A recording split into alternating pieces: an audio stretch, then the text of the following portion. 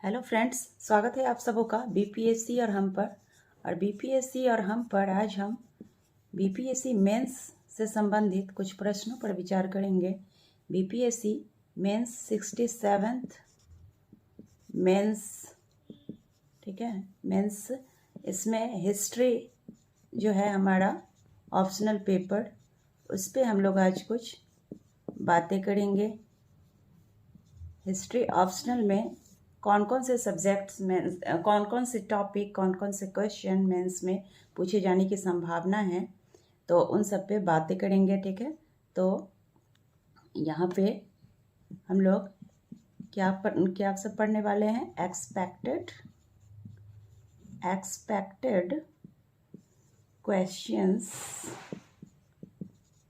Questions और topics.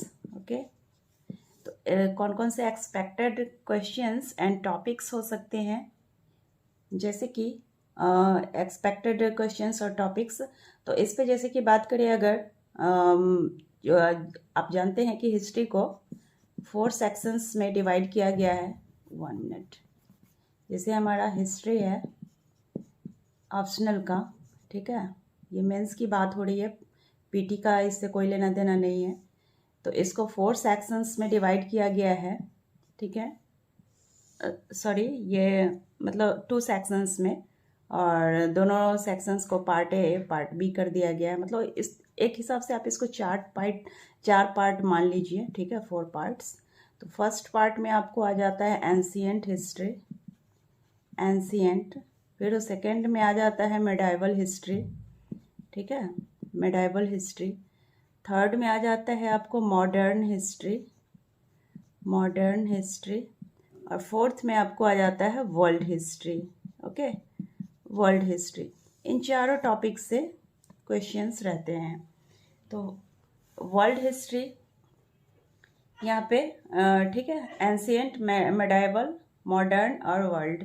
तो आज हम लोग इस एंशिएंट हिस्ट्री के, यानी कि सेक्शन 1 के पार्ट ए को कवर करेंगे। एंशिएंट हिस्ट्री आपको पूछा जाता है किस में?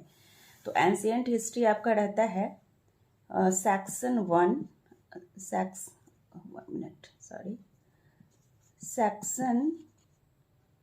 सेक्शन 1, ठीक है, पार्ट ए में रहता है ना।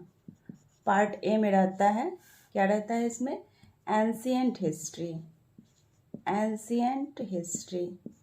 तो इस एंशिएंट हिस्ट्री में कौन कौन से क्वेश्चन 67th में पूछे जाने की संभावना है? 67th बीपीएससी मेंस, ऐसी अटकलें बताई जा रही हैं कि शायद नवंबर या दिसंबर में एग्ज़ाम हो जाए मेंस का। तो इसके लिए हमें पूरी तरह से रेडी रहने की ज़रूरत है। चलिए, अब कौन कौन से क्वेश्चन या टॉपिक हैं जिन पर हमें एंशिएंट हिस्ट्री में तैयारी करनी है, चलते हैं नेक्स्ट आगे के लिए। तो हिस्ट्री ऑप्शनल के सेक्शन 1 पार्ट ए में हम लोग आ गए हैं। इसमें बीपीएससी 67th मेंस के लिए कौन कौन से प्रश्न संभावित है, ये लगभग 10-12 साल के, लगभग 15 साल के क्वेश्चंस के आधार पे मैंने ये सारा इस तरह का अनुमानित क्वेश्चन, संभावित क्वेश्चंस तैयार किए हैं। क्वेश्चन नहीं है ये, ओवरऑल टॉपिक है, क्योंकि क्वेश्चंस अगर रखेंगे तो हो सकता है कि जो क्वेश्चन हम लोग पढ़ के जाएं वो ना भी आए, इसकी पूरी संभावना होती है। तो हम क्यों ना वो टॉपिक पढ़ लें कि चाहे उस टॉपिक से जो भी क्वेश्चन पूछा जाए, एक ही टॉपिक से कोई एक क्वेश्चन तो होगा नहीं, बहुत सारे क्वेश्चंस हो सकते हैं। तो क्यों ना हम कुछ ऐसा पढ़ लें, मतलब कोई ऐसा मतलब टॉपिक को इस तरह से पढ़ लें कि किसी भी तरह से कोई भी क्वेश्चन पूछा जाए उस टॉपिक से रिलेटेड, तो हम उसका आंसर दे सकें। तो इसके लिए सब हमने क्या किया है कि सारे टॉपिक्स ही लिख लिए हैं बीपीएससी मेंस से संबंधित। देखते हैं 66th का जो क्वेश्चन था उसमें पूछा गया है, जैसे कि अभी मैं आपको 66th मेंस का क्वेश्चन दिखाती हूँ। इसमें आपको सिंधु घाटी सभ्यता का क्वेश्चन पूछा जा चुका है। सिंधु सभ्यता की प्रमुख विशेषताओं के बारे में आप क्या जानते हैं, विवेचना कीजिए, यह क्वेश्चन है। अब इसकी पूरी संभावना है कि यह नहीं पूछा जाएगा। तो अब कौन सा पूछा जाएगा? 2 सभ्यताओं के विषय में ज़्यादातर हम लोग पढ़ते हैं, एक सिंधु और एक वैदिक। तो हो सकता है कि सिंधु पिछले साल पूछ दिया है, तो मतलब पिछले बीपीएससी में पूछ दिया है, तो इस बार के बीपीएससी में वैदिक पूछेगा, वैदिक सभ्यता से रिलेटेड क्वेश्चन पूछेगा। तो हाँ, यहाँ पे ये तो हो गया कि वैदिक सभ्यता पूछेगा, ये कंफर्म है अपने पास। लेकिन यहाँ पे हमें यह भी एकदम कंफर्म नहीं होना है कि सिंधु घाटी सभ्यता से क्वेश्चन नहीं पूछेगा। अब आप कहोगे कि भाई ये तो आप कन्फ्यूजन वाली बात बोल रहे हो, तो नहीं, ये कन्फ्यूजन वाली बात नहीं है। अगर हम पिछले सालों के विगत कुछ वर्षों के प्रश्नों पर अगर नज़र डालें, तो हम लोग ये देखते हैं कि 63rd में पूछा गया है 1789 की फ्रांस क्रांति और 1917 की रूस की क्रांति के 1917 की रूस की क्रांति के कारणों और परिणामों की तुलना कीजिए। ठीक है, ये 63rd का है क्वेश्चन।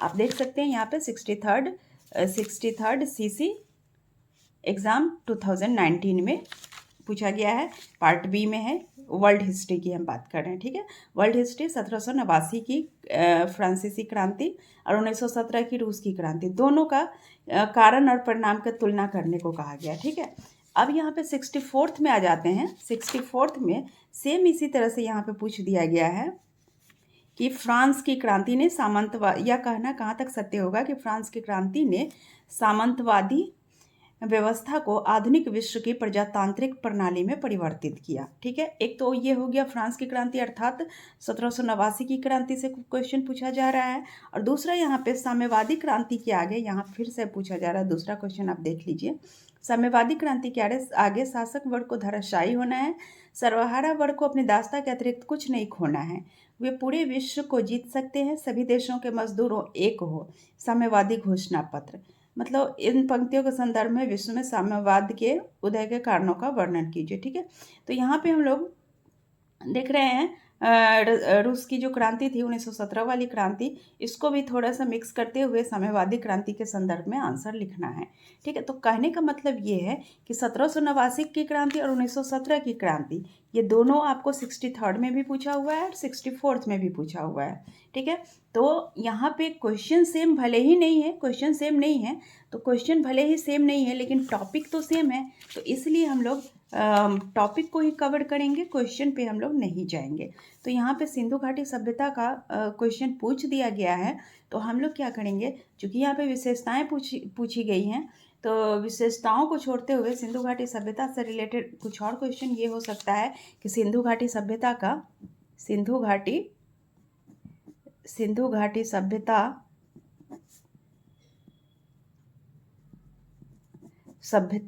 के नगर नियोजन पूछा जा सकता है। नगर नियोजन पर ही मान लीजिए विस्तृत रूप से आपको लिखने को कहा जाएगा, ये भी हो सकता है। नगर नियोजन एंड और मतलब पतन। ठीक है, पतन को व्याख्यायित कीजिए, ऐसा पूछा जा सकता है। तो आप क्या करोगे, क्योंकि आपने मतलब कि क्वेश्चन को कवर ही नहीं किया है, तो कैसे लिखोगे।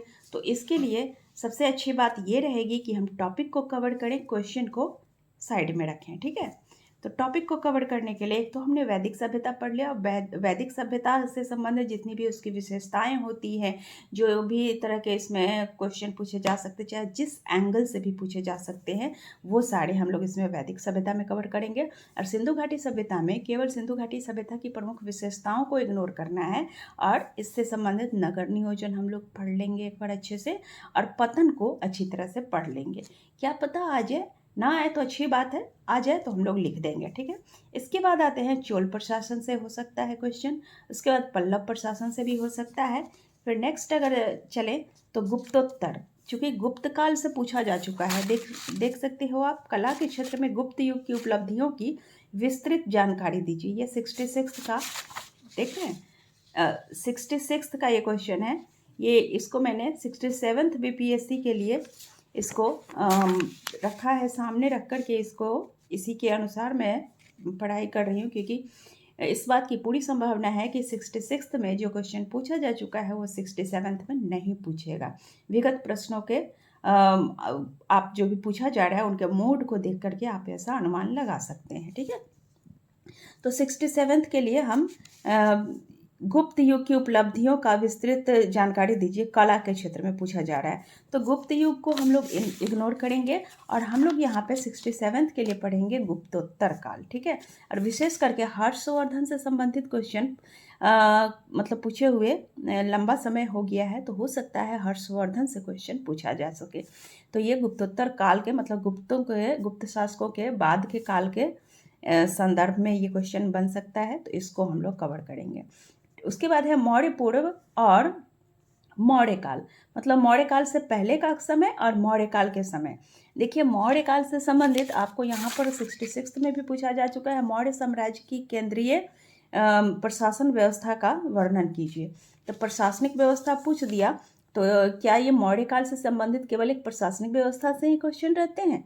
नहीं, प्रशासनिक व्यवस्था से के अलावे और भी बहुत सारे एंगल्स हैं, जिन एंगल्स से आपको क्वेश्चंस पूछे जा सकते हैं। तो हम लोग यहाँ पे मौर्य पूर्व किस तरह से मौर्य साम्राज्य का विस्तार या मौर्य साम्राज्य किस तरह से उदय की ओर बढ़ी थी, ये सब चीज़ें पढ़ेंगे। उसके बाद मौर्य काल जब एकदम विकसित रूप में पहुंची थी, परिपक्व अवस्था में पहुंची थी, तब मौर्य काल कैसा था, किस तरह की उसकी सामाजिक स्थिति थी, धार्मिक स्थिति, राजनीतिक स्थिति, ये सारी चीज़ें इसमें हम लोग कवर करेंगे।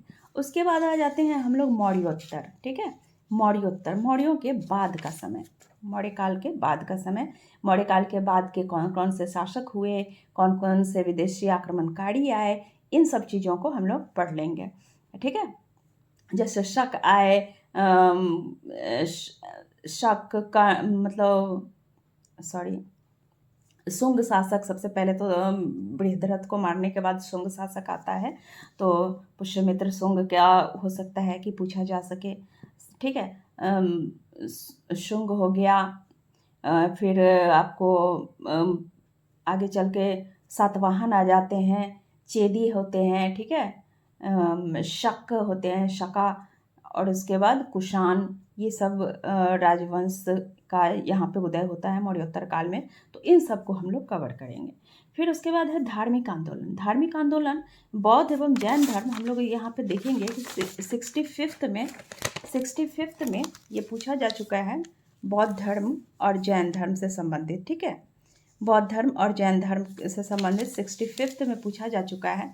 तो हम लोग क्या करेंगे कि 65th वाला क्वेश्चन को हम लोग मोस्ट इम्पोर्टेंट यानी कि VVI मानते हुए इसके हर एक क्वेश्चन को बढ़िया से तैयार करेंगे। बुद्ध और महावीर के दर्शनों में निरूपित कर्म की अवधारणा को समझाइए तथा उनकी समरूपताएं तथा विभेदों को इंगित करें। ठीक है, तो ये क्वेश्चन है, VVI क्वेश्चन है, बुद्ध और महावीर यानी कि धार्मिक आंदोलन से संबंधित क्वेश्चन है। ठीक है, और इसके बाद कह रहा है कलिंग युद्ध अशोक के जीवन का परिवर्तन बिंदु सिद्ध हुआ। अब हमने मौर्य काल तो इसमें समाहित कर ही लिया है, तो हो सकता है कलिंग युद्ध से संबंधित क्वेश्चन पूछ दे। ठीक है, और उसने इसके अनेक दूरगामी परिणाम निकले जिसका भारतीय इतिहास पर महत्वपूर्ण प्रभाव पड़ा। तो ये चीज़ें हमें एकदम ध्यान में, माइंड में सेट कर लेना है। फिर है गुप्ता से है समुद्रगुप्त के संबंध में। समुद्रगुप्त ने अपनी विजयों में दोहरी नीति क्यों अपनाई? कुछ राजाओं को उसने पूर्ण रूप से नष्ट किया, अन्य को उसने राज सिंहासन से हटाया एवं पुनः सिंहासन पर बिठाया। विवेचना कीजिए। यह उसकी राजनीति की एक नीति थी, अपने साम्राज्य को सुगठित और प्रसारित करने के लिए, कि किस तरह से इन राजाओं को जीतने के बावजूद कोई राजा उसके खिलाफ सर न उठा सके। इसलिए उसने कई तरह के अपनी नीतियों में बदलाव या परिवर्तन अपनाए थे। तो ये हो गया धार्मिक आंदोलन। इसके बाद आते हैं मगध साम्राज्य। मगध साम्राज्य से संबंधित भी क्वेश्चन पूछे हुए लंबा समय हो गया है, तो हो सकता है मगध साम्राज्य से आपको क्वेश्चन एक पूछ दे। ठीक है, तो मगध साम्राज्य तैयार कर लीजिए। उसके बाद आते हैं भारतीय सामंतवाद। भारतीय सामंतवाद से भी मैंने मिक्स किया है कि क्या पता भारतीय सामंतवाद से क्वेश्चन नहीं है, तो क्या पता इस बार पूछ दे। इसके बाद है भारत में विज्ञान और तकनीकी। ठीक है, उसके बाद है विजयनगर साम्राज्य। विजयनगर साम्राज्य से हो सकता है पूछे। सिकंदर के आक्रमण से संबंधित क्वेश्चन भी इंपॉर्टेंट हो सकते हैं, तो सिकंदर के आक्रमण को एक बार बढ़िया से तैयार कर लीजिएगा। हो सकता है डायरेक्ट क्वेश्चन न पूछे कि सिकंदर का आक्रमण क्या हुआ, क्या प्रभाव पड़े, क्या स्थिति थी, ये सब न पूछ करके कुछ इनडायरेक्टली पूछ दिया जाए कि सिकंदर के आक्रमण के समय भारतीय राजनीतिक मानचित्र की कैसी स्थिति थी, तो ये सब पूछ दे तो इस टॉपिक को हमें अच्छे से कवर कर लेना है। फिर दक्षिण पूर्व एशिया में भारतीय संस्कृति का प्रसार, यह चीज़ भी आपको बढ़िया से पूछ लेना है। भारतीय संस्कृति का प्रसार किस तरह से हुआ, किस तरह से बौद्ध एवं जैन धर्म वगैरह दक्षिण पूर्व एशिया में जाते हैं और वहाँ उन्हें पूरी तरह से प्रतिष्ठा मिलती है, प्रसार मिलता है। तो ये सब चीज़ें हमें कवर करना है।